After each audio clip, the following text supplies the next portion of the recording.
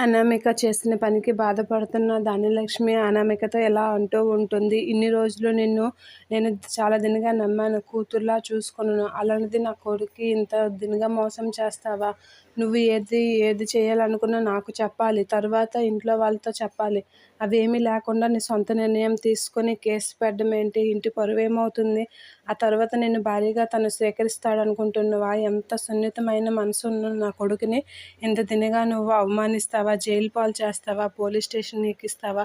అని చెప్పితే ధనలక్ష్మి అనామికని కడిగి పారేస్తూ ఉంటుంది. ఆ మాటలు విన్న బామ్మ అయితే, ఇప్పుడు కాదు ధనలక్ష్మి, నువ్వు మొదటి నుంచే కంట్రోల్ పెట్టాలి. నువ్వు కోడలని నెత్తికెక్కించుకునే కోడలు వెనకతల తానా అంటే బలబల అనుకొని ఇప్పుడు కోడలు చేసిన పనికి నీకు ఇప్పుడు బాధ కలిగిందా అనేది అంటూ ఉంటుంది. అపర్ణ అయితే ఎంతలో ఉంచాలో అంతలో ఉంచకుండా నెత్తినెక్కించుకుంటే ఇలానే విర్రవీగుతారు. విలువ లేకుండా ఇచ్చేస్తారు. ఈ పిల్లకాకి ఏది మంచో ఏది చెడ్డో తెలియకుండా పోయింది. నువ్వు తన వెనకాతల తను చెప్పిందే వేదం అనుకొని తిరగడం వల్ల తనకి మంచి చెడు తెలియకుండా పోయింది.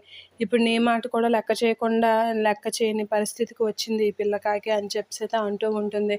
ఇక కళ్యాణ్కి కానీ ఏమైనా అవ్వాలి, అప్పుడు తన సంగతి చూస్తానన్న అపర్ణ. దానికి షాక్ అయిన అనామిక అయితే, తప్పు చేసిన వాళ్ళ మనిషి నన్ను అంటారేంటి అని అపర్ణదేవితో అంటూ ఉంటుంది. నోరు మూయి, అంతకుమించి మాట్లాడవా నాలుక కోస్తా అని అపర్ణ అంటూ ఉంటుంది.